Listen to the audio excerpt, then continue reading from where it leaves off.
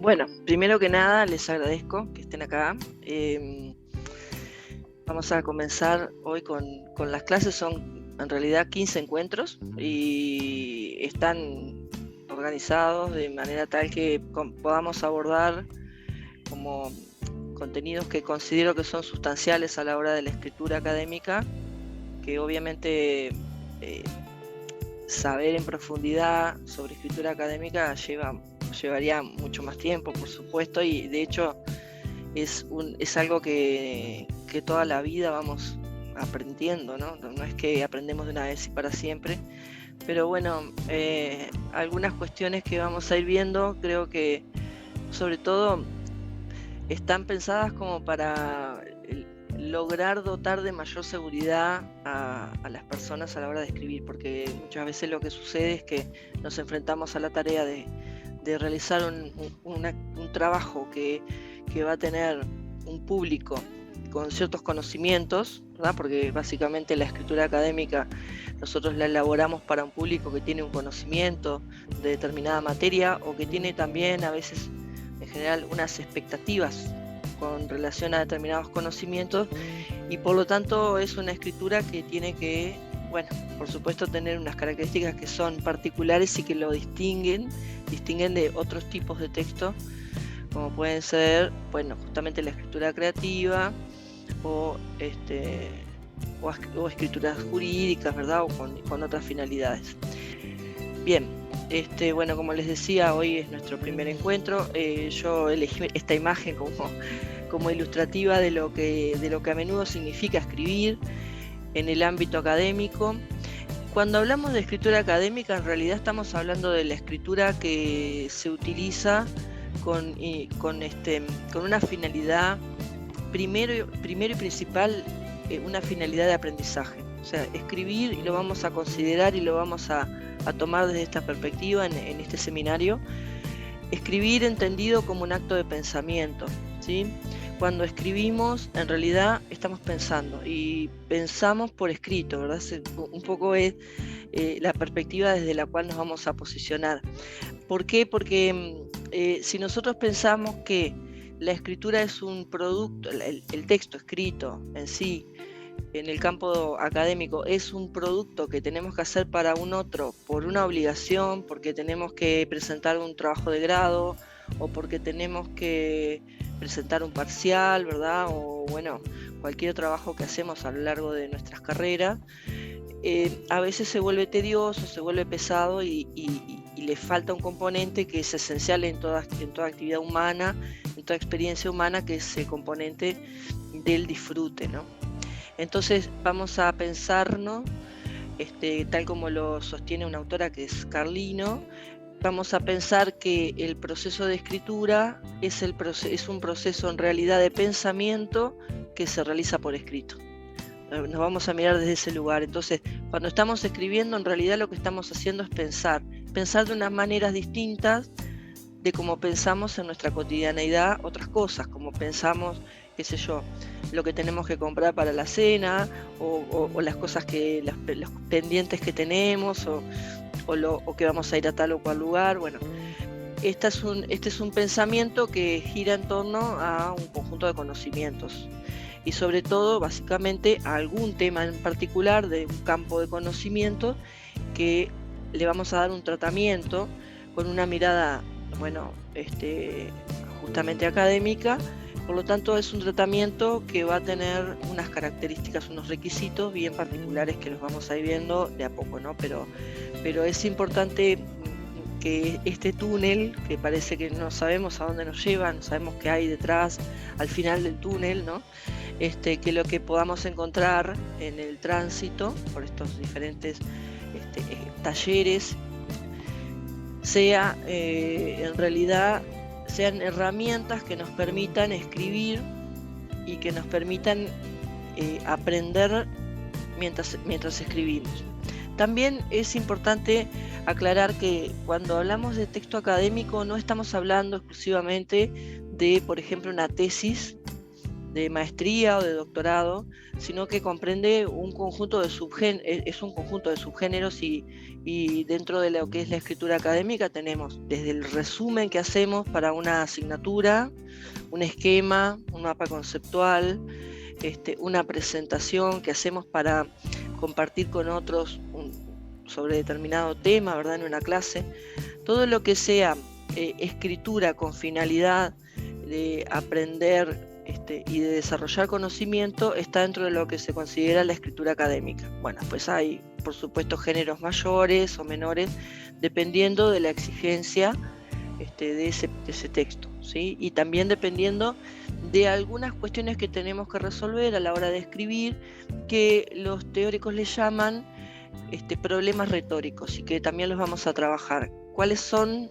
O sea, cuando nos enfrentamos a la tarea de escribir, nos enfrentamos a un conjunto de problemas que debemos solucionar, y esos problemas, llamados problemas retóricos, tienen que ver con el tema, pero también tienen que ver con quién va a leer ese texto, ¿sí? Las características de un lector que vamos a instalar frente al texto y que lo vamos a definir nosotros, ¿sí? Vamos a pensar en el lector, lo vamos a caracterizar, a definir, para poder escribir aquello que el lector necesita leer, ¿no?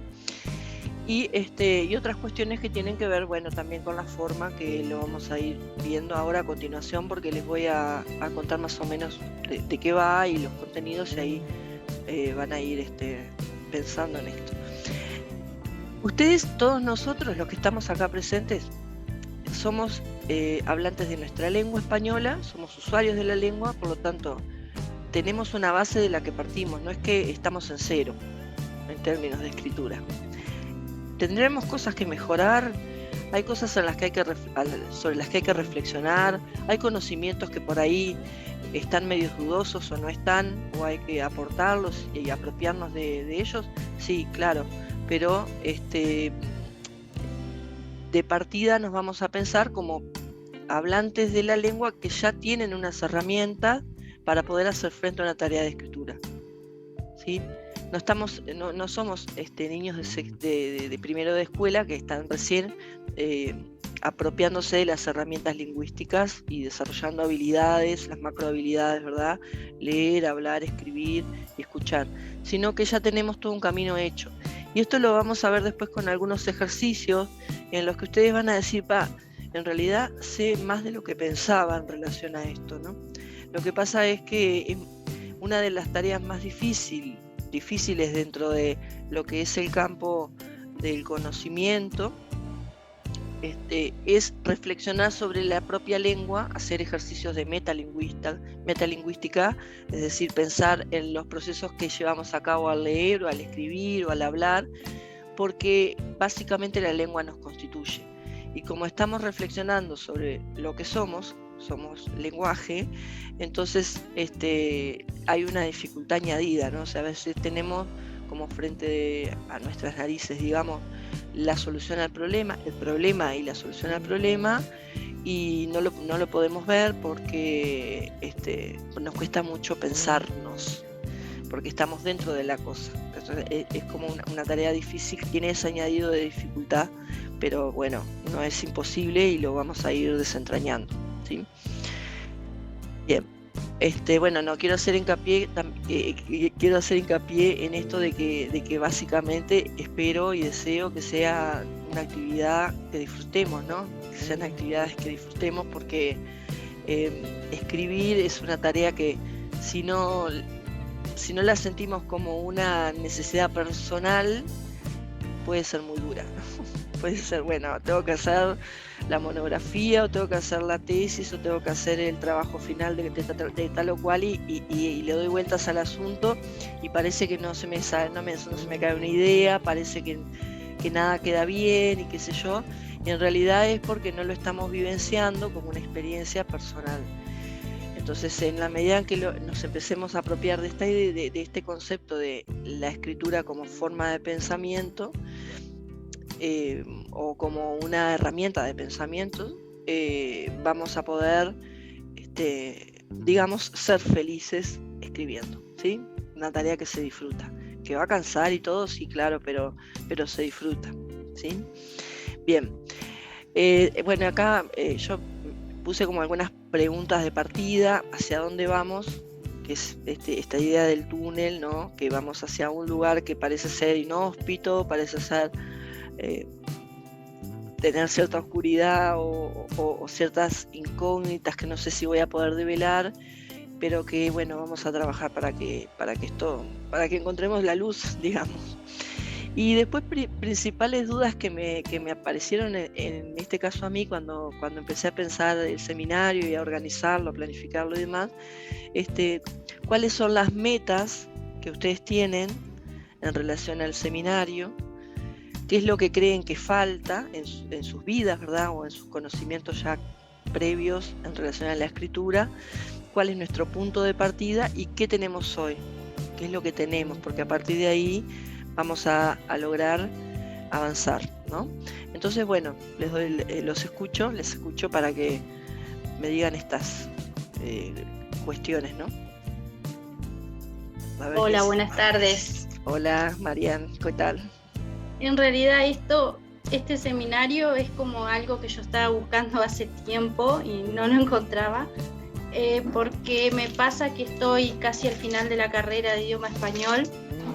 Ah, bien. Pero tengo con lingüística 3 hay algo que no la puedo, no sé, me sé de memoria los autores, me sé de memoria la teoría, este es el 4º año que la curso, pero a la hora de producir, no sé, me bloqueo de tal forma o ya es una frustración que tengo y yo digo, necesito algo así. Cuando vi tu publicidad, digo, esto es lo que yo precisaba, ¿no? Algo me falta para yo poder avanzar, claro, en estos textos, y que de hecho son muy académicos también, no es que se necesita mucho pienso a la elaboración, ¿verdad? Entonces creo que este seminario es lo que a mí me hace falta, me ayuda, creo que es lo que me va a ayudar. Sí, pienso que sí, que te va a ayudar, Marian, porque vamos a hablar de esas cuestiones como las que vos mencionabas, como los temores a los que nos enfrentamos, y a veces esta cosa de hay como algunas cuestiones que tenemos ahí que no nos permiten avanzar y que no sabemos muy bien si es falta de conocimiento, si es temor, si es inseguridad, ¿verdad? Entonces esas cuestiones las vamos a ir abordando y desentrañando con el conocimiento y con la práctica. Entonces, por eso te decía al principio, ¿no? Mi idea de base es que las personas que participemos, cuando a medida que vamos avanzando, nos sintamos cada vez más seguros en la acción de escribir, porque es una tarea maravillosa que puede abrir también muchas puertas, y que la gente que está estudiando o que ya es profesional, ¿verdad? Y quiere seguir avanzando en su carrera, bueno, necesariamente tiene que poder transmitir por escrito las ideas y sus nuevas miradas sobre el conocimiento. Entonces tenemos que superar esos miedos, ¿no? O sea que elegí muy bien la imagen del túnel, este túnel que no sabemos hacia dónde va, pero que vamos a hacer que vaya hacia donde nosotros nos sirve que vaya, ¿no? En mi caso, es como tener mayores herramientas. A mí me gusta la escritura. Me pasa que con mi trabajo tengo muy poco tiempo para la escritura, entonces me parece este espacio re bueno como para conseguir pensar mi tarea educativa. Entonces me parece como eso, como un lugar que me va a permitir dar un parate y ponerme a pensar y tener herramientas para poder producir la parte de la sistematización, de lo que es texto, de mejor manera. Bien, sí, aparte, Liliana, también el hecho de poder sistematizar también nuestras prácticas, ¿no? Eso está dentro de lo que es la escritura académica también, y a veces pasa que hay prácticas muy valiosas en el ámbito de la educación concretamente, que es en el que vos estás, y quedan como en el limbo, ¿verdad? Quedan como en una nada, porque uno, bueno, primero por cuestiones de tiempo también, pero también por unas cuestiones de disposición y de a veces no saber, bueno, qué forma darle a la experiencia, ¿no? Y para ponerla por escrito y compartirla con otros, que es valiosísimo porque justamente el conocimiento está vivo en la medida en que se comparte, ¿no? Entonces me parece que también sí te va a servir, te va a ayudar, y bueno, ya después vamos, cuando veamos los géneros, los subgéneros, y veamos, bueno, diferencias, ¿no?, entre lo que es un ensayo, una tesis, un artículo. Ahí yo creo que va a haber unas cuantas herramientas, Liliana, para que te animes a escribir. Yo creo que acá vamos a tratar de que te animes. Federico.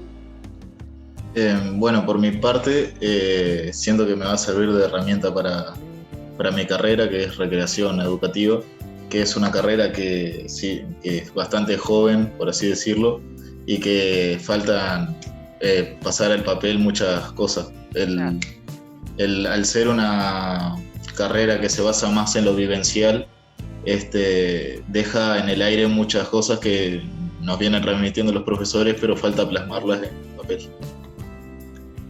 Bien, es verdad, sí, es una carrera muy nueva, pero la gente que ya está en el campo de la recreación tiene mucho que decir, ¿no?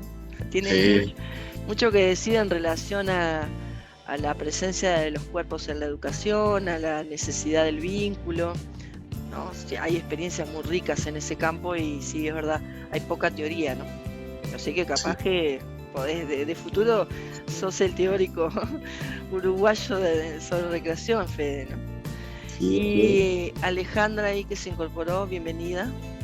Hola, bueno, por acá creo que me va a servir porque, bueno, para la carrera, porque quiero seguir avanzando, y hice un posgrado en lectura y alfabetización, lectura, escritura y alfabetización, y quiero hacer la maestría, entonces creo que este es el momento como para sacarme algunos miedos, más que nada, que considero que tengo. Bien, bien. Bueno. Hablábamos recién de eso, de los miedos que con los que a veces tenemos que lidiar, ¿no? Que son a veces tan grandes que no nos permiten ver todo lo que ya sabemos, ¿no? Que vamos a ver y lo vamos a comprobar que hay mucho que ya sabemos y que simplemente lo que yo voy a hacer es ayudar a ordenar esa información, ponerla al servicio de la producción de textos, ¿verdad? La producción de ustedes de textos. ¿Sí? Bueno, muchas gracias. Bien, ya más o menos sabemos el panorama de cada quien, por dónde anda la idea. Les voy a contar de qué va el seminario, como cuáles son los temas como más importantes que vamos a trabajar. Por un lado, vamos a trabajar, o sea, entendiendo que un texto en sí es el producto material de una situación de comunicación lingüística, ¿no? Una situación de comunicación lingüística que yo la posiciono de acuerdo a los autores contemporáneos que ya incorporan la aparición de las TIC en la nueva definición de comunicación. Una comunicación que se completa si hay una cooperación entre los participantes. Ya está superado el concepto de comunicación estructuralista, aquel que todos nosotros conocemos. Parto de la idea de que la comunicación como proceso es un proceso siempre de cooperación entre los participantes, que no se completa si no hay una disposición de los participantes a cooperar en la construcción de significado. En este marco, el texto es el producto material de esa situación de comunicación. Es lo que queda cuando se ponen en juego las voluntades, los deseos, los conocimientos de las personas, ¿verdad?, que se encuentran en un diálogo, en una conversación, en un intercambio de información. En el caso del texto concretamente académico, es un texto que se elabora, por un lado, como les decía al principio, para uno mismo, para pensar. Es un texto que se elabora como una acción de pensamiento, y por otro lado, para dar a conocer o poner al servicio de otros conocimientos, ¿sí? Ponemos a disposición de otros conocimientos a partir de un producto escrito, un un producto lingüístico, pero hay todo un contexto comunicacional que, digamos, avala la existencia de ese texto. Entonces al texto nosotros lo vamos a ver como un objeto que quitamos de una situación para analizarlo y para aprender algunas de sus propiedades y mejorar nuestras posibilidades de elaborar texto. Pero siempre tenemos que pensar que todo texto tiene razón de ser en un contexto que lo valida, que es ese contexto comunicativo. ¿Se entiende? Nosotros como que si quitáramos un órgano, ¿verdad? En el marco, no sé, de una operación quirúrgica, quitamos el órgano para trabajar en ese órgano de un ser humano, por ejemplo, pero el órgano no es nada y no termina teniendo ninguna utilidad fuera del cuerpo, ¿no? Entonces acá el texto, como producto de la comunicación lingüística, es el objeto que vamos a tomar como objeto de análisis, reflexión y producción, pero luego, cuando ustedes escriban, siempre van a tener que tener en cuenta, considerar que eso va a funcionar en un contexto mayor, ¿verdad? Que es el contexto comunicativo. Quiero decir con esto que si supongamos que escribimos un artículo académico, ese artículo va a funcionar en un medio de difusión y no funciona de pronto en otros medios de difusión. Por ejemplo, en una página que es sobre artículos académicos de recreación, supongamos, ¿no? Que como decía Fede, recreación, estamos en una página de una organización que se dedica a estudiar y a investigar sobre la recreación y la importancia de la recreación. El texto que hace Fede, académico, sobre recreación en los niños, yo que sé, de las escuelas uruguayas, por decir algo, tiene un sentido, ¿verdad? Tiene un contexto de acción. Entonces quienes van a acceder a ese texto van a colaborar en la reconstrucción del significado, del sentido. Pero si ese mismo texto, ese mismo producto lingüístico, lo ponemos en una página de recetas de cocina rápida, posiblemente lo pasen de largo, ¿verdad? Posiblemente ese texto carezca de todo valor porque no hay un contexto que le dé validez. Entonces, nosotros lo que vamos a trabajar con este objeto que es el texto, pero no nos vamos a olvidar siempre de que funciona, como les digo, en un contexto mayor, ¿no? En el que hay otros participantes que cooperan. Bien, ¿qué vamos a ver específicamente en relación al texto académico? Obviamente que aplican muchas cosas para todos los tipos de textos, pero nosotros nos vamos a situar, nos vamos a anclar en este tipo de texto y vamos a trabajar por un lado el contenido y por otro lado la forma, que si bien los vamos a tratar porque tienen su campo de estudio cada uno de ellos y tienen sus procedimientos para el análisis y para la metacognición y la metalingüística, ¿verdad? Para que podamos reflexionar sobre nuestra lengua, vamos a utilizar unos medios y unas estrategias para pensar el contenido y otros para pensar la forma, pero conviven, ¿verdad? Conviven. Si no hay contenido posible que se realice si no hay forma, es decir, podemos tener una gran idea, pero si no la podemos decir, la idea muere, no llega a tener existencia. O podemos tener también un conocimiento maravilloso de las formas, de las tipologías textuales, de los mecanismos de cohesión y demás, pero no tenemos nada que decir, no tenemos nada nuevo que decir. Entonces, como no tenemos nada nuevo que decir, no nos sirve de nada saber sobre la forma. Contenido y forma son los dos grandes componentes del texto, que como lo vamos a tratar nosotros, ¿verdad? Y el contenido refiere concretamente al tema y el tratamiento del tema y la presentación del tema en un texto, y la forma refiere a cómo se organizan las ideas en el texto, desde la forma que le damos, así que se puede ver a simple vista como la silueta textual, hasta la organización que existe entre cada una de las cosas que decimos en ese texto. Es decir, cada una de las unidades de sentido, las oraciones que vamos también a trabajar, ¿no? Cómo las organizamos, cómo las vinculamos para que ese texto sea un todo como la definición misma de texto lo dice, ¿verdad? Ustedes saben que texto viene de textere y quiere decir textura y refiere a un todo, a un entretejido de ideas que vinculación entre ellas, que sigue algunos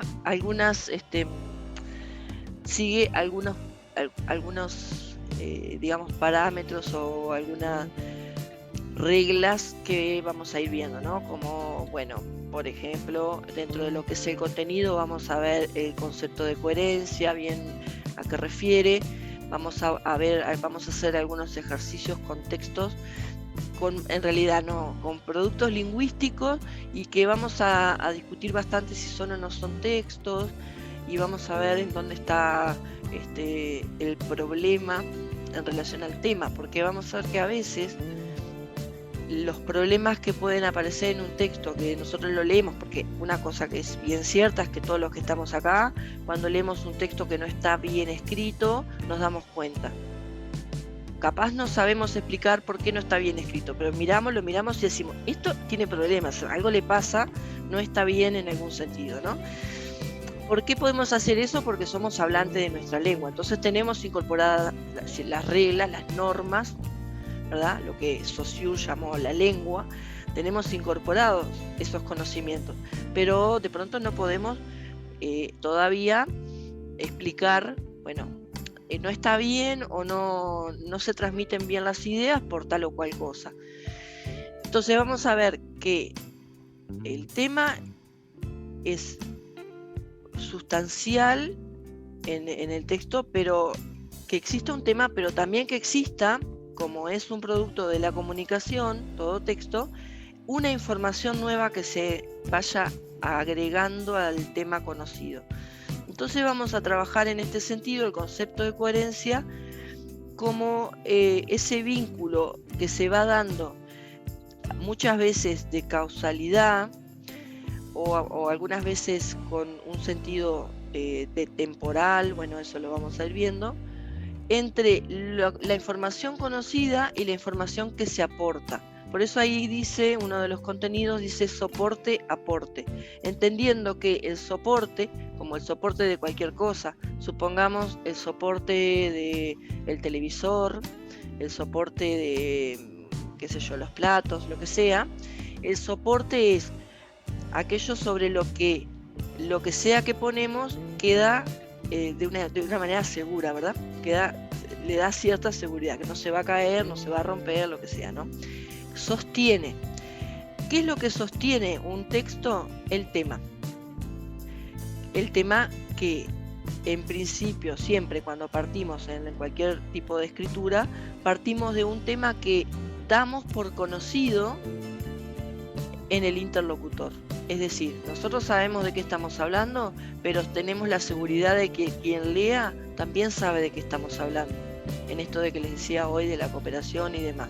Entonces, el tema es importante porque define, digamos, como el punto de partida, ¿no? Sería el punto de partida, sería la base, pero luego para escribir un texto tenemos que ir haciendo aportes al tema. Entonces, en esta lógica vamos a estudiar, vamos a ver lo que se conoce como la progresión temática, cómo es que se avanza de una primera idea que instalamos en relación a un tema, cómo es que vamos avanzando en el tratamiento del tema para lograr que ese tema termine siendo transformado. Y en este caso, en este sentido, quiero aclarar lo siguiente. Yo les voy a dejar hoy un texto para que ustedes lean, que es solo una carilla, muy cortito, pero que un poco explica esta idea que les voy a transmitir ahora. Los autores hacen una diferencia, los teóricos que trabajan sobre lo que es la escritura académica, hacen una diferencia entre lo que es el escritor novato y el escritor experto. Y dicen que la gran diferencia entre los dos es que en esta cosa de tener que resolver problemas retóricos a la hora de escribir, el escritor novato los resuelve copiando y el escritor experto los resuelve transformando. Entonces, transformando y copiando ¿qué? Cosas dichas por otro, ¿verdad? Conocimientos.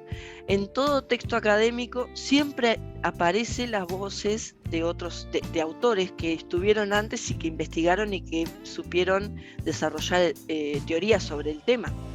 Entonces, cuando nosotros escribimos, también una cosa que vamos a ver es el concepto de intertextualidad, cómo nuestro texto se vincula con otros textos necesariamente, y el concepto de polifonía, cómo es que dentro de nuestro texto habilitamos la participación de otras voces. No está solamente la voz de nosotros como autores, sino que aparecen otras voces, pero nosotros le damos esa posibilidad de aparecer en los vínculos que vamos estableciendo entre las ideas. Entonces, ahí esta distinción que les decía recién entre escritores novatos y expertos, para hacer el salto, digamos, para pasar de ser alguien que copia a ser alguien que transforma el conocimiento mediante la escritura, hay que poder resolver los problemas inherentes a la escritura de un texto, los problemas retóricos, con conocimiento, con cuestiones que vamos a ir conversando en estos talleres, en este seminario, ¿verdad? Vamos a ir conociendo, accediendo a nuevo conocimiento que nos va a permitir mirar luego a la distancia y decir, yo escribía de tal manera y ahora puedo escribir de tal otra manera, ¿no? Eso es un poco el propósito, bastante ambicioso, pero bueno, no me sale tener propósitos menores que eso, ¿no? Siempre espero que pase lo mejor. Entonces vamos a trabajar dentro de lo que es el contenido, el gran concepto de coherencia, el tema como tal y cómo vamos progresando en el tratamiento del tema a lo largo de un texto, las fuentes de información, como estos lugares a donde vamos a buscar estas otras voces que vamos a poner en juego, ¿no? Y sumado a eso, también vamos a ver las normas académicas, porque bien, yo quiero que en mi texto dialoguen muchos autores, o que quiero que aparezca la voz de varios autores que considero que son voces de autoridad en el tema, pero tengo que hacerlo de tal manera que no sea un plagio, ¿no? Tengo que conocer cómo poner a funcionar esas distintas voces en mi texto. ¿Y eso se puede hacer? Sí, claro. Sí, por supuesto. Hay varias formas de poner a conversar, a dialogar, a opinar, a decir autores sin que estemos robándole la idea, ¿verdad? Hacerlo convivir con nuestras propias ideas originales, ¿ah? Y poder superar esta como etapa de escritor novato, que sos un novato, no está bueno, ¿no? O sea, pero si asumimos que estamos en una situación de esto de ser novatos, capaz por temores, como decía Mariano, decía Alejandra, ¿no? Es que podemos ir, digamos, superando esos obstáculos y vamos nutriéndonos de conocimientos que nos permiten cada vez ser un poco más expertos. Y vamos a llegar a un nivel de experticia tal que decimos, somos los mejores escritores del mundo. Y no, porque la escritura, como la lectura y como todas las 4 habilidades lingüísticas, macrohabilidades, son perfectibles. Siempre vamos aprendiendo nuevas cosas, porque de hecho, pensemos un momento en la lectura. Nosotros podemos decodificar, todos los que estamos acá. Tenemos enfrente un texto escrito y podemos oralizar ese texto, es decir, que podemos decir en voz alta el sonido, ¿no?, que asociamos con el grafema, con la letra que está escrita allí, ¿no? Vemos una B, decimos B, ¿verdad? Vemos una E, decimos B, la, ¿no? Podemos oralizar, podemos poner, decir en voz alta, ¿no?, lo que está allí escrito, y eso es decodificación. Ahora bien, no porque sepamos decodificar cualquier texto en español, quiere decir que podemos leer cualquier texto en español, porque aprendemos a leer clases de texto. Entonces, toda la vida estamos aprendiendo a leer, porque cada vez que nos enfrentamos a un nuevo problema de lectura, tenemos que desarrollar habilidades para poder resolver ese problema de lectura.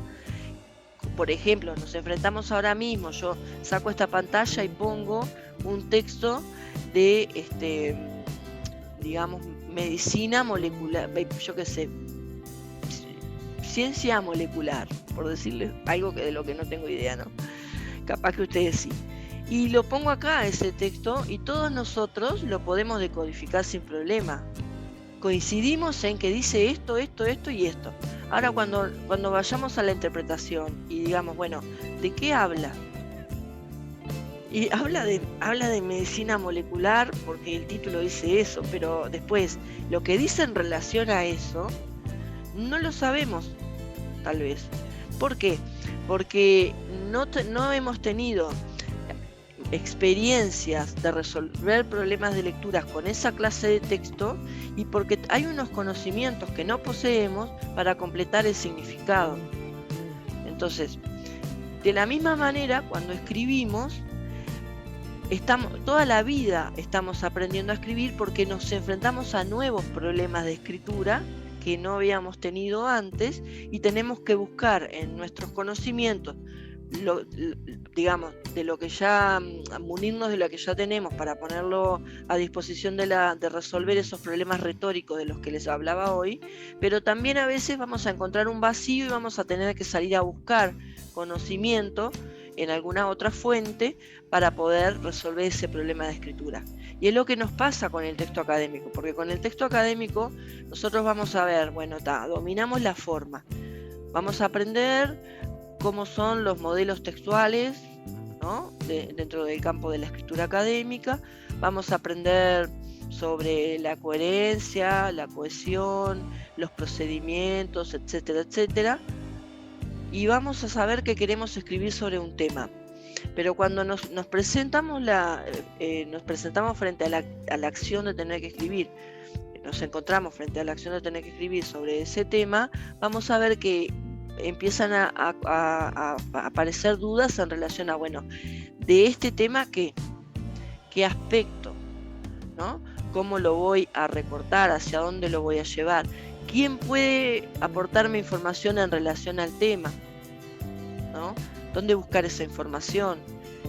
Todos esos problemas son problemas retóricos que al resolverlos estamos aprendiendo a escribir. Cuando terminemos la escritura de ese texto, luego de las revisiones que hagamos y demás, vamos a saber más sobre la escritura, además de saber más sobre el tema. Supongamos, vamos a saber más sobre recreación, como el caso del que contaba Fede, pero también vamos a saber más sobre escritura en relación a recreación. Eso es lo maravilloso de la escritura, que no es algo que se termina, ¿verdad? Es algo que siempre estamos mejorando, aprendiendo y demás, ¿sí? En nuestras instancias de encuentro, lo que vamos a tratar es de apropiarnos de cuestiones que puedan ser aplicables a diferentes textos. Pero después cada quien se va a enfrentar, por ejemplo, Marian, que hablaba hoy de la escritura en relación a la lingüística concretamente, que es bien particular, ¿verdad? Un campo del conocimiento, ¿no? La lingüística. Cuando Marian lleve todo lo que hemos aprendido a la escritura de su propio texto, se va a enfrentar a otros problemas que tienen que ver con el tema, pero como va a tener unas seguridades en relación a la escritura, porque ya tiene unas herramientas a disposición, lo que ella tiene que resolver desde el punto de vista del tema es apenas, es bastante menor, entonces ella va a tener ya un camino hecho, digamos, ¿no? Entonces solo va a tener que enfocarse en resolver los problemas que tienen que ver con qué del tema voy a desarrollar, por ejemplo. Pero si a eso le sumamos inseguridades en cuanto a la forma o en cuanto a cómo organizo las ideas, ahí se vuelve un problema que ya deja de ser problema, porque empieza a ser casi un imposible, porque cuando ¿qué es un problema? Es algo que realmente podemos resolver. Cuando no lo podemos resolver, no es un problema. Solo es problema mientras lo podemos resolver. Y lo podemos resolver en la medida en que tenemos herramientas ¿verdad? Para poder poner a disposición de esa resolución. Entonces, bueno, vuelvo a los contenidos. Por un lado, dentro del macro contenido, el contenido, justamente vamos a trabajar lo que es la coherencia, lo que bien la definición de lo que es el tema. Acá nos vamos a meter en un campo que es bien interesante, que es el de las funciones semánticas de los textos, y vamos a ver cómo se puede decir una misma cosa de una manera o de otra y causar diferente impacto en el lector, ¿no? Vamos a jugar un poco con romper con los cánones establecidos de la escritura, porque una de las cosas que tenemos aprendidas ya como hablantes de la lengua son las estructuras canónicas, es decir, cómo se dicen las cosas en general y cómo espera en general la persona encontrar la información. Pero vamos a ver que hay otros mecanismos que se pueden usar para decir las mismas cosas que pueden causar efectos bastante interesantes, como por ejemplo la persuasión, ¿verdad? Persuadir a alguien de una idea, como por ejemplo, bueno, esto lo saben bien los políticos, lo manejan muy bien, ¿no? Los publicistas también, pero también lo tenemos que manejar quienes escribimos textos académicos, porque en algunas ocasiones vamos a enfrentarnos a la tarea de escribir textos argumentativos. Entonces vamos a conocer ahí algunas cuestiones interesantes en el tratamiento de los temas. Después vamos dentro de lo que es el contenido también, bueno, esto de soporte y aporte más o menos lo delineé, pero tiene que ver con el tema o el tópico y lo que le añadimos. En esta lógica de que en realidad la comunicación existe porque hay alguna cosa que contar, nueva. Si no hay novedad, no existe comunicación entre los seres humanos, porque los seres humanos en realidad nos vinculamos con otras personas por medio de un acto lingüístico, hablamos con otros o le escribimos a otros, que pueden ser cercanos o no, porque en el caso del texto académico es un otro que no conocemos cara a cara, pero que lo prefiguramos en nuestra mente. Vamos a ver que escribimos para un lector que es creado por nosotros. Eso es algo que lo vamos a trabajar con un poquito de detenimiento, porque es una idea algo compleja, pero accesible. Pero si no hay novedad, no hay texto, porque no tiene razón de ser. Es decir, no hay producto de comunicación lingüística. La comunicación lingüística siempre se basa en la necesidad de que las personas se vinculen compartiendo alguna novedad sobre alguna cosa. Esto pasa, miren, lo podemos pensar en nuestra vida corriente, cotidiana. Nosotros nos encontramos con una persona cualquiera, X, en la calle. Hola, ¿cómo estás? ¿No? Bien, ¿vos? Bien, bueno, esa es conversación corriente, ¿no? Que preguntamos cómo está, pero en realidad sin la intención verdadera de que nos diga por ahí, ¿no? ¿Cómo está? Porque capaz que cómo está lleva mucho. Pero bueno, hola, ¿cómo está? No sé qué. Y le decimos, el cielo es azul. Y la persona que nos está escuchando, que recibe esa información, dice, bien, ¿y qué? ¿Qué pasa con eso? También lo sé, o sea, lo estoy viendo. No hay ninguna novedad en lo que me decís. No es interesante lo que tenés para decirme. Por lo tanto, ahí en esa situación, que dije una pavada, ¿no? Porque el cielo es azul, pero en esas situaciones, cuando no se dice ninguna cosa nueva respecto de lo que se está hablando, la comunicación se interrumpe, no se completa, ¿sí? Siempre hay una necesidad por parte del otro, del que escucha o el que lee, de recibir una información que no tenía antes. Y cuando estamos hablando de textos académicos, pensémoslo, no vamos a escribir sobre un tema y vamos a escribir todo lo que se sabe sobre el tema sin más. Algo le vamos a añadir, por ejemplo, una interpretación, por ejemplo, una comparación entre lo que se dijo en una época histórica y lo que se dijo en otra época histórica sobre ese tema, ¿verdad? Siempre tiene que haber un componente de novedad para que sea, digamos, bienvenido por el otro y el otro coopere dándole significado a lo que nosotros dijimos, por escrito en este caso. Esa nueva información es lo que se conoce como aporte. Entonces vamos a ver que en realidad la escritura es siempre un juego entre soporte-aporte, soporte-aporte. Lo que algunas teorías denominan tema-rema, que ustedes lo han oído, ¿verdad? Tema-rema. Tema es la información conocida, rema es lo que se dice nuevo, que en realidad puede no ser nuevo para el lector, pero nosotros lo definimos como nuevo. Nosotros, escritores, entendemos que esto es lo nuevo que vamos a aportar, ¿sí? No quiere decir necesariamente que vamos a inventar teoría, que esto es una cosa distinta, ¿no? Porque cuando hacemos un texto académico puede ser que utilicemos como metodología, ¿no? Dentro de la metodología cualitativa, supongamos que tenemos que hacer un ensayo, una tesis, una monografía, y decidimos utilizar como técnica la teoría fundamentada. Ahí vamos a crear teoría, o sea, nos vamos a enfocar en crear teoría.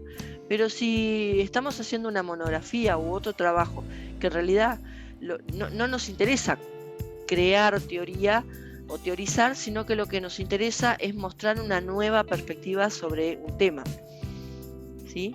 O poner en relación aspectos del tema que otros autores no pusieron en relación o que no encontramos que hayan puesto en relación.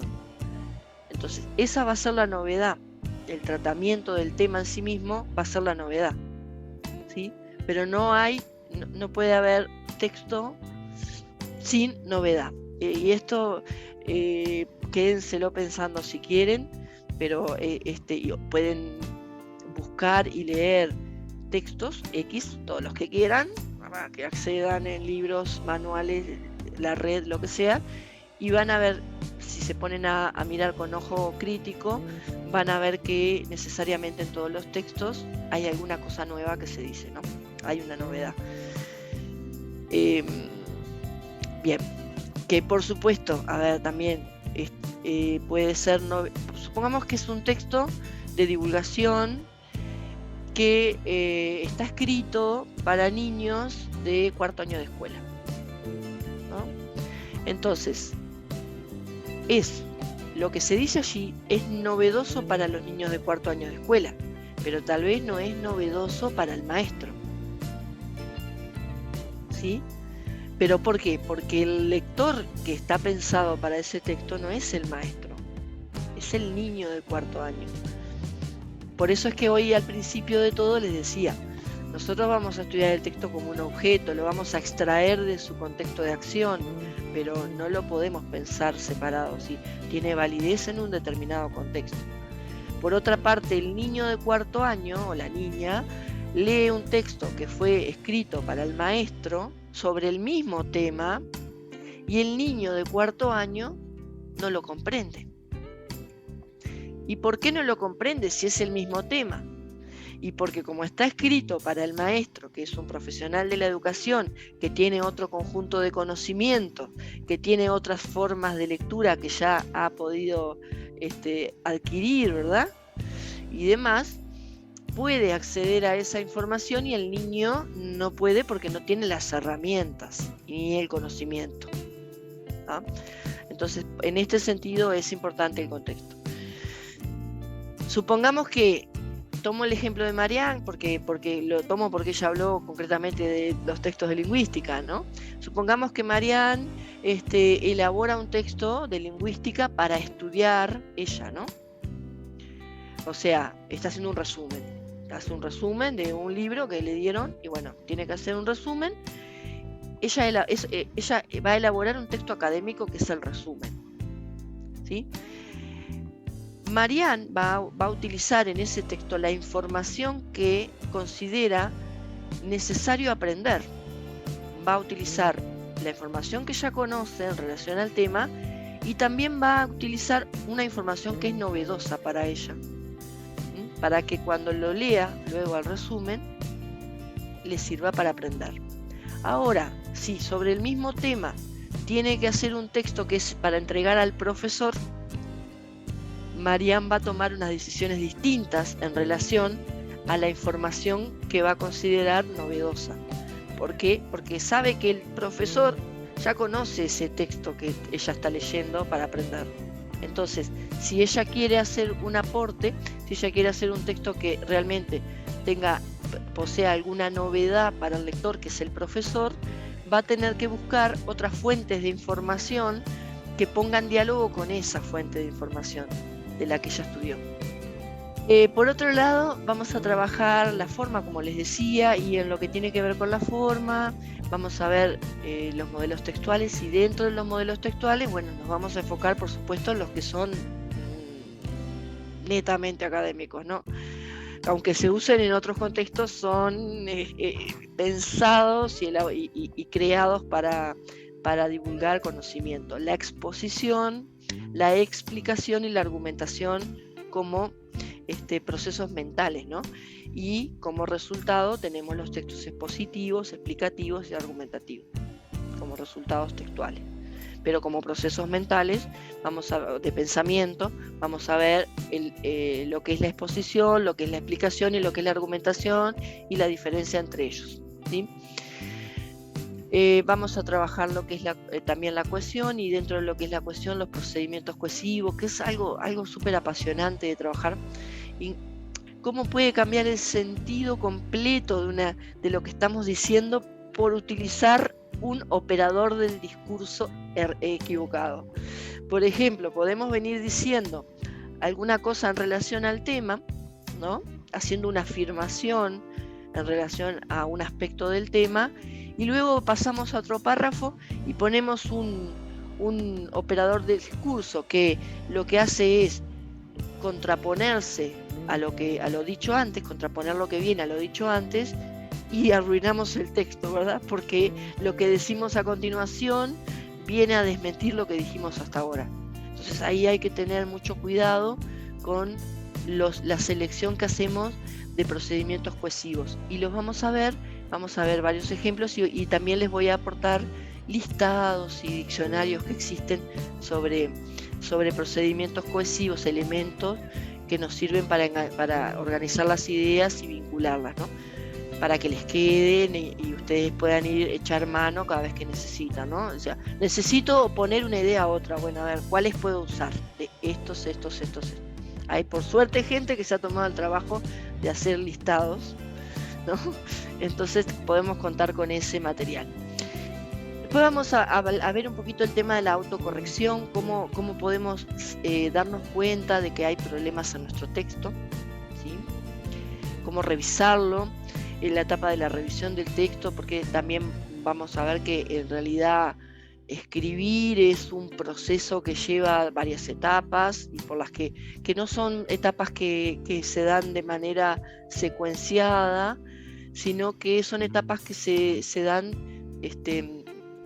de manera simultánea muchas veces, ¿no? Pero cómo es que tenemos que reconocer qué es lo que estamos haciendo con el texto, si estamos efectivamente escribiendo o si estamos corrigiendo, ¿verdad? O revisando, y qué cosas podemos mirar, cómo mirar, y vamos a ver qué distancia tenemos que tener del texto para poder ver lo que no vimos hasta ahora, porque ¿qué nos pasa? Que escribimos, lo leemos tantas veces que muchas veces no sabemos ya si está bien, si está mal, tenemos faltas de ortografía frente de nuestra nariz y no las estamos viendo, y capaz miramos otro texto escrito por otro y las vemos inmediatamente, ¿no?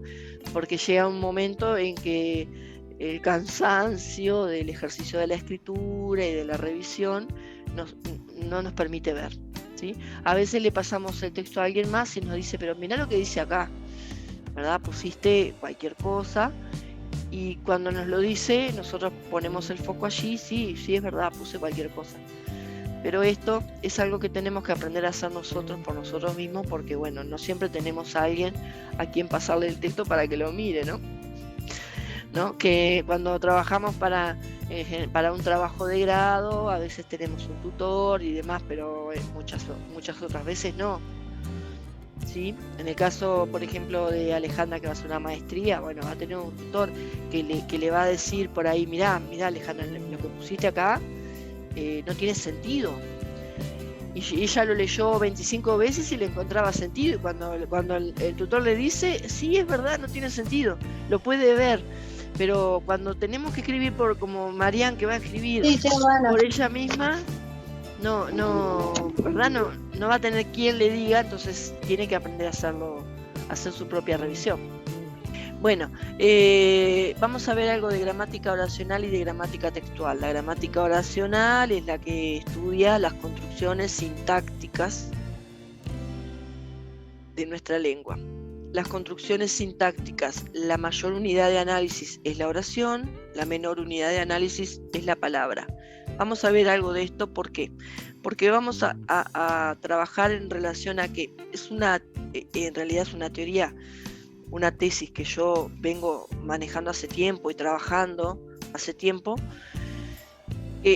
tiene que ver con que de la manera como combinamos las palabras en una estructura, inciden directamente en el significado. ¿Por qué digo, me posiciono en este lugar? Porque hay autores que dicen que no. Hay autores que dicen, bueno, sobre todo los estructuralistas, dicen, incluido Chomsky, dicen que no importa cómo combinemos las cosas, no tiene nada que ver el sentido de lo que se dice con la forma en que lo decimos, con cómo ponemos, ¿verdad? Si ponemos el verbo, el sujeto antes o después y demás. Yo digo no es así. Y me afilio a la gramática teórica o científica, que es la que defiende y promueve, ¿verdad?, la nueva gramática del español, con Bosque como autor de cabecera y con otros autores como Ángela Di Tullio, Argentina, que dicen no, en realidad la sintaxis y la semántica, la sintaxis que estudia la estructura y la semántica el significado, conviven y se influyen mutuamente. El significado está de alguna manera inducido por la forma en que combinamos las palabras o las partes de la oración. Y esto es interesante a la hora de elaborar texto, porque, bueno, si bien cuando elaboramos texto no nos detenemos en oración por oración a pensarla, ¿no? Sí podemos aprender algunos recursos que nos permiten elaborar unas estructuras oracionales que sean más amigables para el lector o no, dependiendo del nivel que tiene el lector como lector, ¿verdad?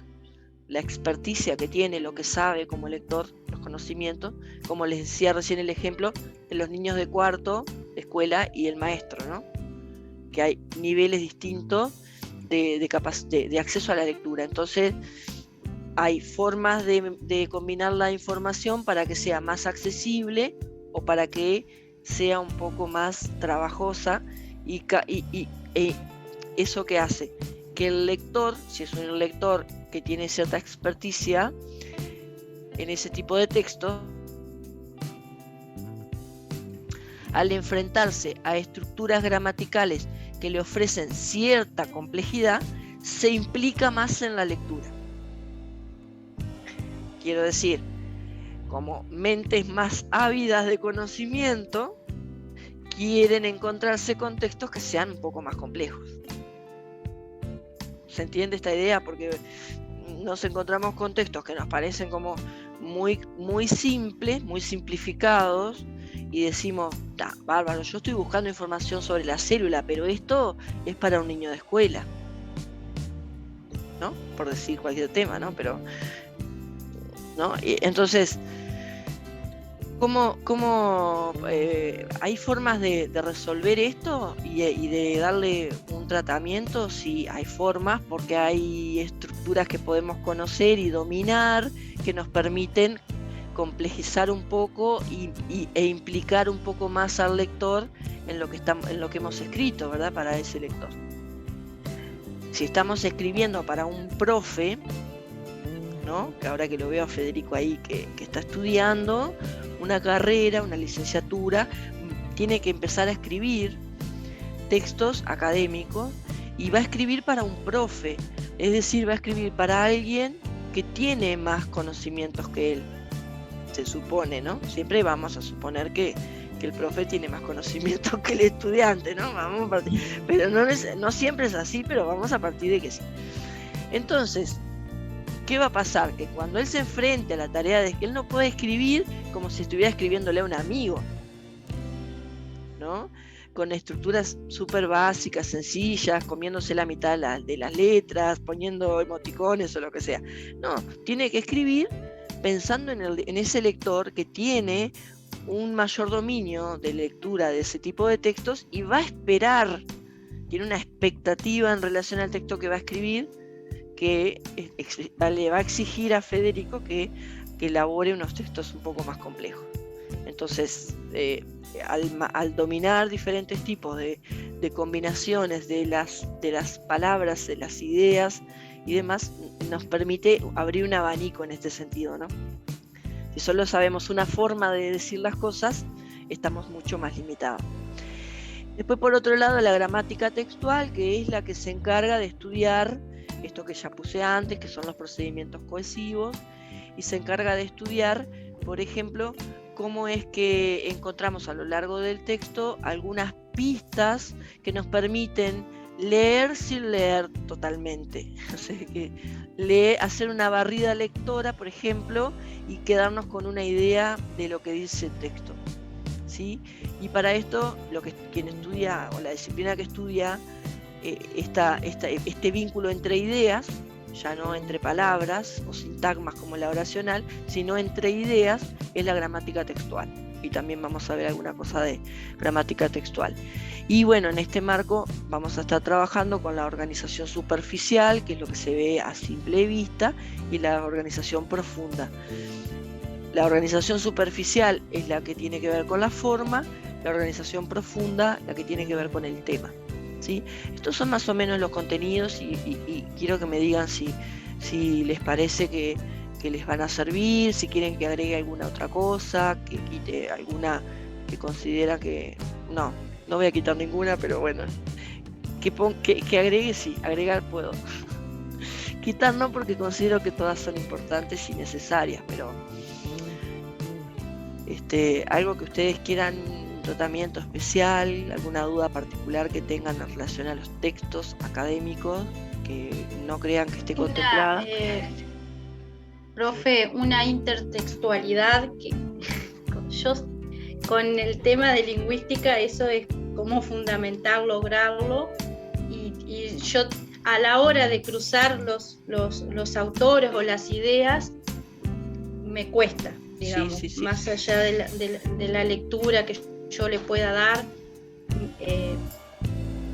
tengo como esa duda o ese miedo a no poder lograrlo. Sí, Marian, en realidad tu duda o ese miedo que vos decís es bastante corriente, no te preocupes. No es no es algo que te pasa solo a vos ni nada, ¿no? A ver, si yo les doy un tema, les digo, bueno, gente, vamos a escribir sobre el otoño, porque da un tema que todos podemos conocer alguna cosa, ¿no? Entonces les digo ahora mismo, vamos a escribir sobre el otoño, pero vamos a escribir un texto que sea académico. Es decir, no vamos a escribir una poesía sobre el otoño, ni un cuento, ni una canción sobre el otoño. Un texto académico sobre el otoño. Lo primero que vamos a pensar es, bueno, bien, ¿de dónde saco información sobre el otoño? Porque yo sé sobre el otoño algunas cosas, pero necesito respaldar lo que yo sé por mi experiencia de vida, porque estudié alguna vez, porque una vez leí, porque un profe me dijo, lo que sea.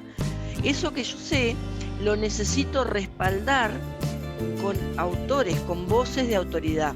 Entonces ahí voy a buscar a las fuentes de información, voy a buscar información sobre el otoño y voy a tomar algunas decisiones. Por ejemplo, bueno, ¿qué del otoño voy a decir? Porque el otoño es como un gran tema, pero podría hablar concretamente de lo que sucede a nivel de las aves en otoño.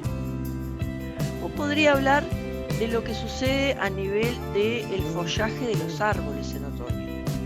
O podría hablar de lo que sucede con las personas en cuanto a la necesidad de abrigo, bla, bla, bla, en otoño.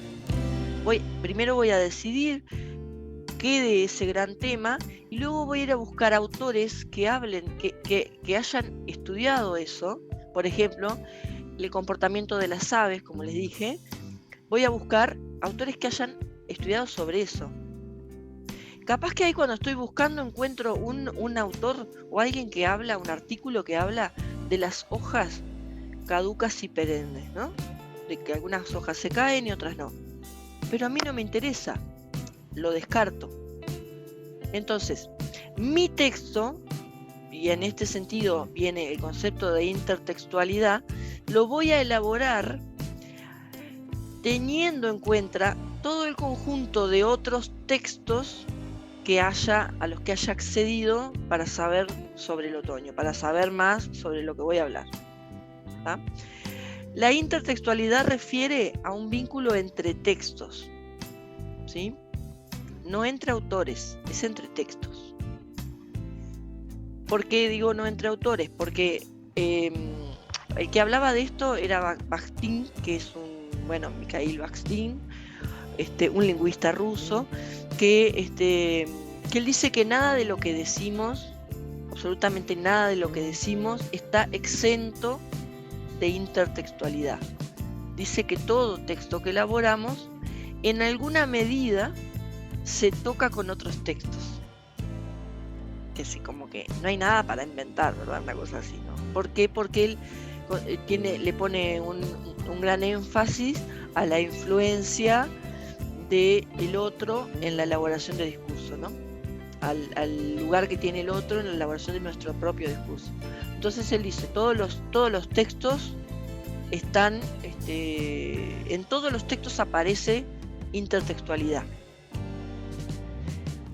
Entonces, ¿qué es lo que vas a hacer?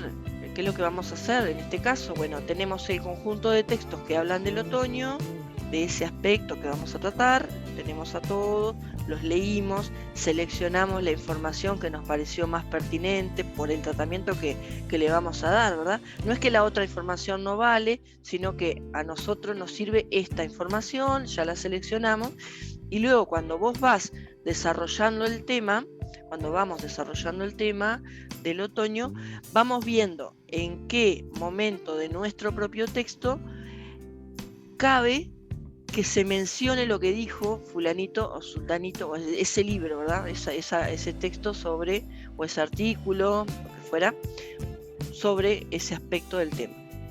¿En qué momento? ¿Y esto cómo lo vas a definir? Gracias a este concepto que les mostraba al principio de progresión temática, ¿no? Vamos a ver cómo se desarrolla un tema. Entonces ahí vamos a ver, Marian, en qué momentos del tratamiento del tema podemos ir metiendo, digamos, ¿no? O haciendo participar a otros textos en eso que estamos diciendo, ¿sí? ¿Cómo lo vamos a hacer participar? Bueno, ahí viene el tema de las normas que vamos a referenciar siempre, vamos a poder usar citas, pero también podemos parafrasear, siempre referenciando el autor o los autores de ese texto, ¿sí? Que estamos usando. Y otro concepto importante que también lo introduce Bakhtin, que es el de polifonía. Por un lado vamos a poner a convivir vamos a utilizar para nuestro texto otros textos, pero también a veces lo que hacemos es invitar a los autores a participar ellos con su propia voz en nuestro texto. Entonces elaboramos un texto en el que hay más de una voz, hay varias voces identificables.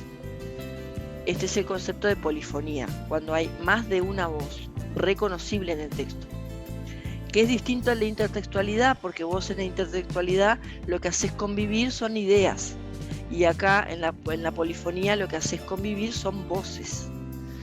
Vos aparece el autor, ¿verdad?, diciendo tal o cual cosa.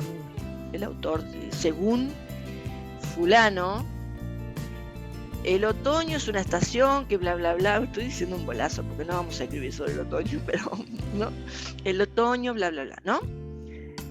Y está hablando fulano con su propia voz, vos lo invitaste a participar, era pertinente que lo dijera él y no lo dijeras vos, o no lo parafraseara, porque no hay una manera mejor de decirla que como la dice esa persona.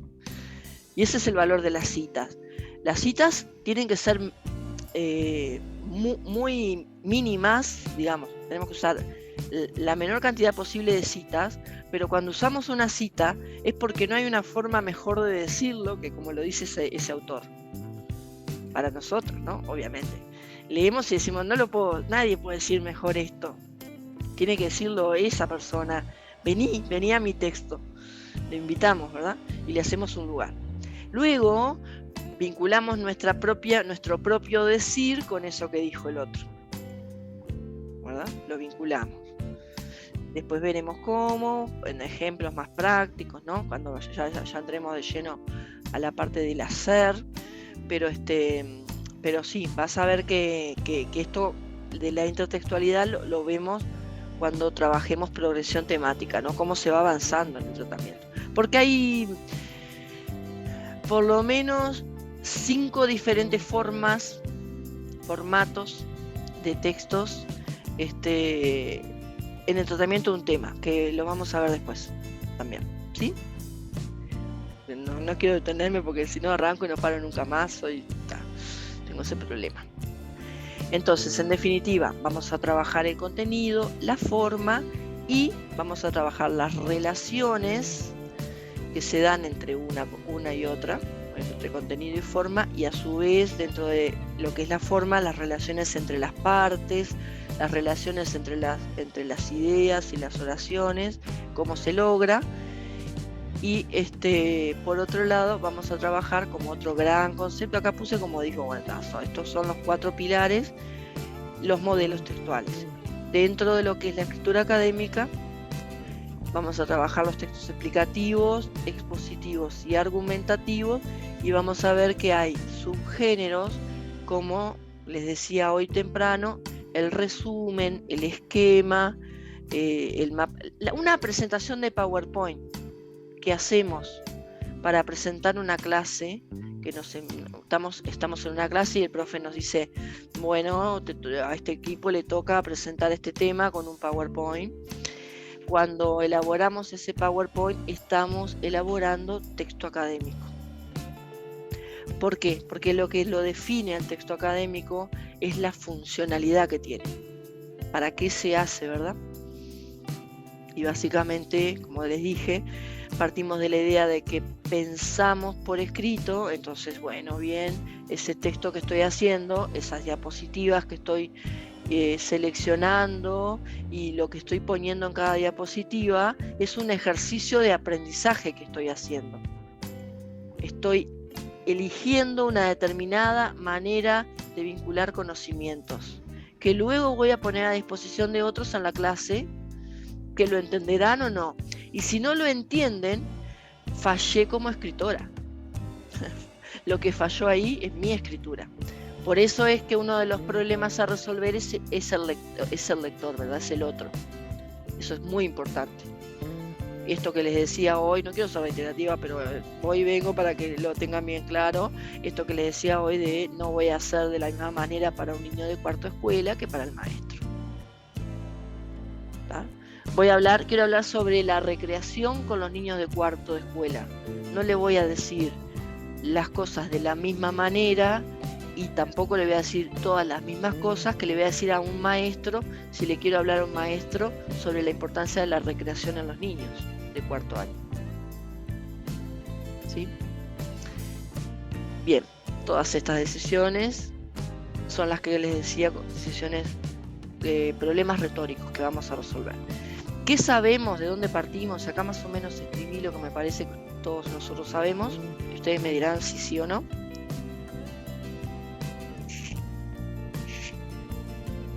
Bueno, hablar, leer. También vieron que, a ver, yo hoy un poco les hablé de lo que del concepto de lectura, llevándolo a que, bueno, bien, no podemos leer cualquier cosa, no sabemos leer todo. Si me preguntan, ¿sabés leer? Bueno, sé leer algunas clases de texto, sí sé, pero seguramente que hay textos que no sé leer Y eso nos pasa a todos nosotros, porque como les decía hace un rato, ¿verdad? Hay textos que no los sabemos leer, no llegamos a comprender. ¿Los podemos decodificar? Sí, claro, porque podemos repetir el sonido que asociamos a cada una de las letras, pero no sabemos qué dice. Entonces no leímos. Y con hablar nos pasa también un poco lo mismo. Sabemos hablar con nuestros allegados, con las personas con las que convivimos, con las personas que nos tratamos a diario, sabemos hablar. Pero tal vez no sabemos hablar con alguien que vive en unas circunstancias distintas a las nuestras, que tiene otros modos de supervivencia, que tiene otros códigos en su vida, otros códigos morales y valóricos, y no sabemos hablar con esa persona. Y la persona toma lo que le decimos como algo arrogante, ¿verdad? Como despectivo. A veces cuando nos toca trabajar con personas que son vulneradas en sus derechos por generaciones y generaciones, vamos a trabajar a un asentamiento y vamos con nuestro lenguaje hermoso que usamos para dar clases o para hablar con nuestros compañeros de trabajo, y la persona con la que estamos, ese interlocutor, no nos entiende. No puede cargar de significado lo que estamos diciendo, no puede cooperar en el acto de la comunicación, por lo tanto no sabemos hablar tanto, sabemos hablar en determinados contextos. O nos paran en la ONU para hacer un discurso sobre los derechos humanos. Nos agarran hoy así, nos llevan a la ONU, están todos los jefes de Estado, nos paran a ir a hablar de los derechos humanos. Capaz que decimos, no sé hablar. ¿Por qué? Porque lo mismo que decía con la escritura, el contexto es lo que valida el producto, ¿no? De la comunicación. Entonces, no sabemos leer todos los tipos de textos que existen en el mundo y que existirán. No sabemos hablar en todas las circunstancias en las que nos toque vivir. O sí, ¿verdad? No sé, depende de cada uno de nosotros, de nuestras experiencias previas, conocimientos y demás. Sí podemos planificar nuestro hablar, sí, claro. Vamos a planificar la oralidad y vamos a planificar hablar de determinadas formas, con determinado léxico, con determinada organización de nuestro discurso, con un público de niños, y vamos a hablar distinto con un público de adultos, ¿verdad? Bien, después sabemos poseemos un léxico. El léxico es el listado de las palabras que existen en nuestra lengua, y el léxico de cada quien es más o menos abultado según las experiencias que haya tenido en su vida, ¿verdad?, de apropiación de palabras, es decir, según las palabras que haya tenido que usar en su vida, ¿no? Entonces hay personas que van a tener un léxico muy abultado, o sea, conocen muchas palabras, y hay personas que conocen muchas menos palabras porque no han necesitado más palabras que esas para resolver su vida. Entonces el léxico tiene que ver con esto, con el listado de palabras conocidas por cada uno de nosotros. Cuando nosotros nos enfrentamos a la tarea de escribir un texto académico, muchas veces vamos a tener que recurrir a ni que hablar a autores, pero también a diccionarios o a glosarios para acceder a nuevas palabras que no teníamos antes de escribir, pero que las necesitamos para decir tal o cual cosa, ¿verdad?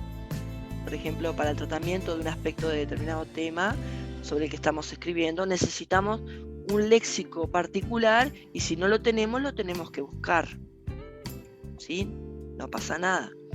No podemos resolver todos los problemas con lo que ya sabemos hasta hoy. Muchas cosas las vamos a resolver accediendo a un conocimiento nuevo, ¿no? Bueno, por eso estamos acá. Después, sabemos comunicarnos con otro. Bueno, lo podemos relativizar en general, ¿no? Sí. En general sí. Sabemos elaborar estructuras sintácticas, todos nosotros, es decir, que podemos elaborar oraciones. Conocemos las normas de nuestra lengua en general, ¿verdad? Sabemos que siempre el artículo precede al sustantivo, siempre va adelante, nunca va después. Decimos la casa, nunca decimos cásala, ¿verdad? Eso ya lo sabemos. Son normas que tenemos incorporadas como hablantes. Hay un autor que ustedes seguramente lo han oído nombrar o lo han trabajado, que se llama Noam Chomsky, que, bueno, tuvo toda una etapa de lingüista muy importante. De hecho, creó una teoría, ¿no?, que es la generativista, que dice que opina, él y sus seguidores, que todos las personas nacemos con una competencia innata en la lengua, en los aspectos gramaticales de la lengua. Él dice que cuando nacemos, aún sin haber tenido contacto con otros seres humanos, tenemos en nuestra estructura cognitiva las normas de la lengua incorporadas, que lo que hacemos después en realidad es ponerlas en uso, cuando aprendemos a hablar, cuando aprendemos a escribir y demás, pero que las normas están ahí, como una competencia innata, inherente a los seres humanos. Eso dice él. Otros dicen no, se aprende. Sería una discusión interesante de dar, que no la vamos a dar acá, pero sería una discusión bien interesante, ¿no? Después, por otro lado, otros conocimientos que ya tenemos, creo yo que tenemos, si ustedes me dicen si no lo tienen, por supuesto, y lo trabajamos, ¿no? Pero yo creo que esto ya está, que es, sabemos cómo presentar información de manera escrita, por lo menos algunas cosas podemos escribir, ¿verdad? No tenemos una incapacidad para escribir, porque hay personas que tienen, ¿verdad? Por ejemplo, una dislexia que interfiere en su proceso de escritura, ¿no? U otro tipo a veces de patologías más severas de orden neurológico que no le permiten escribir, ¿no? Como una disgrafía, que no puede elaborar estructuras sintácticas. Entonces no puede escribir, ¿sí? Pero nosotros los que estamos acá, ninguno tiene, ¿no? Todos podemos escribir. Bien. Después tenemos la capacidad de realizar preguntas, eso también ya lo sabemos hacer. Sabemos cuándo usar las mayúsculas. ¿Sí? ¿No? Estos son supuestos míos, ¿no? Usted me puede decir, no tengo ni idea cuándo usar una mayúscula, y no pasa nada, aprendemos. Todos saben. Sabemos las reglas ortográficas. Bueno, pero entonces estamos del otro lado. Ya estamos del otro lado. ¿Sí? Todos estos conocimientos están, bueno, es muy sencillo para mí, ¿no? Después, tenemos incorporado el concepto de regencia. ¿Qué es esto? A ver. Ni idea. Ni idea, bueno, bien.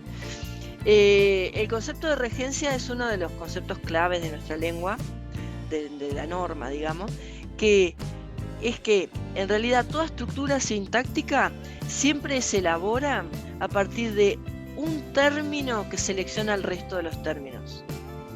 Regencia en el sentido de el que manda o el rey, ¿verdad? Entonces, todas las estructuras en nuestra lengua se generan a partir de un término que selecciona el resto. Por ejemplo, un título. Ponemos un título que decimos el comportamiento de las aves en otoño. ¿Sí? Cuando nosotros dijimos el comportamiento de las aves en otoño o lo escribimos, en nuestra mente hicimos una operación antes de ponerlo allí, que fue seleccionar lo más sustancial. ¿Qué es lo más sustancial del comportamiento de las aves en otoño?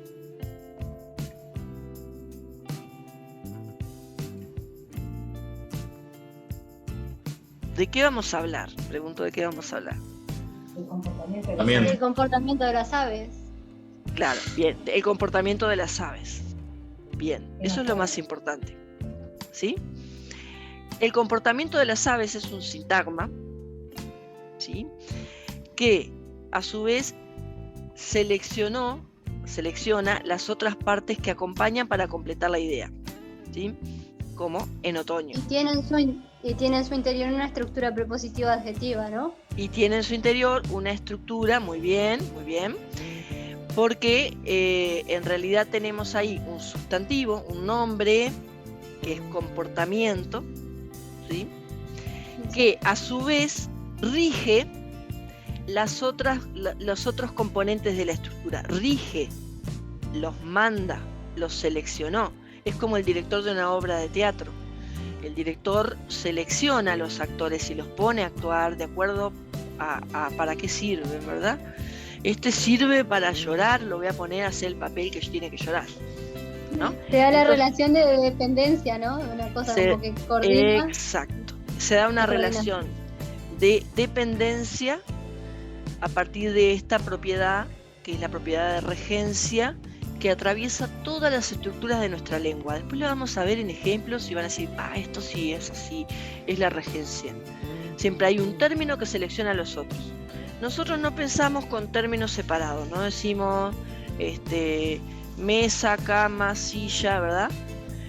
Pero esos términos, que en general son nombres o son verbos, los que ofician los que hacen de regentes, de acuerdo a si son sintagmas o si son oraciones,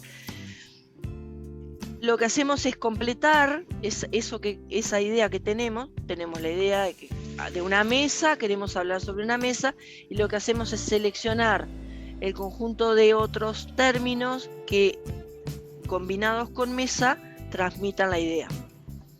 ¿Ah? Pero hay un término que es el más importante, porque básicamente es el núcleo, seleccionó todo el resto, que es el término mesa. ¿Lo van entendiendo? Igual no pasa nada, porque vamos a hablar de esto después, cuando veamos la parte gramatical, de gramática oracional, ¿no? Claro, la oración es la que tiene el verbo conjugado como núcleo, ¿no? Exactamente. En las oraciones que no son copulativas, el regente siempre es un verbo conjugado. Sí. Cuando no pasa a ser una frase sola. Exactamente, que tiene un sustantivo como núcleo. No es tan sencillo, Federico, porque ¿qué sucede? Eso que vos dijiste, que también dijo la compañera, esto que estaban diciendo de la frase, es esta distinción entre enunciado oracional y enunciado frase responde a una perspectiva lingüística que es la funcionalista y que es de Alarcos. Emilio Alarcos como abanderado, y hay otros autores, no importa. No es en realidad, sí, se utiliza ahora la Real Academia, ¿no? Ahí está. Es igual funcionalista que quedó para atrás, ¿sí? Exactamente. Ahora no se utiliza más esa perspectiva, y la que se utiliza, que es la que yo utilizo y la que vamos a utilizar acá, no va a decir que hay oraciones y frases. Va a considerar que hay oraciones que tienen un núcleo que no es un verbo conjugado. Es más amplio el concepto de oración, pero no importa, eso lo vamos a ver después en su momento, no se preocupen. Pero sí que vamos a desterrar a Alarcos y al funcionalismo, porque vamos a estar situados en la gramática teórica o científica, que considera, lo que hoy se las mencioné, que considera que lo semántico y lo sintáctico se influyen, ¿verdad? Y que la forma en que combinamos los términos en una estructura sintáctica interfiere en el significado, en el sentido que le damos, ¿no? Es distinto. ¿Y qué decía la gramática, la otra gramática, la funcionalista? La funcionalista decía, Ulises, la hora que es, me muero. La funcionalista decía que las palabras pertenecían a una clase según la función que cumplían. Y eso era, una palabra podía ser un verbo en una situación y un sustantivo en otra situación. Era un complique. nosotros no nos vamos a parar en ese lugar, vamos a ver desde otro lugar. Tengo que dejarlos, pero bueno, fue un gusto hablar con ustedes, que me hablé 1 hora y media sin parar. Y nada, les voy a pasar este material para que vean, bueno, otras cuestiones que creo que tenemos, y les voy a pasar un textito cortito para que lean, porque de ahí vamos a comenzar a discutir la clase que viene, el encuentro que viene, y ya vamos a empezar de lleno en los contenidos. Y bueno, aprontarse porque bueno, son complejos, pero son muy apasionantes, ¿sí?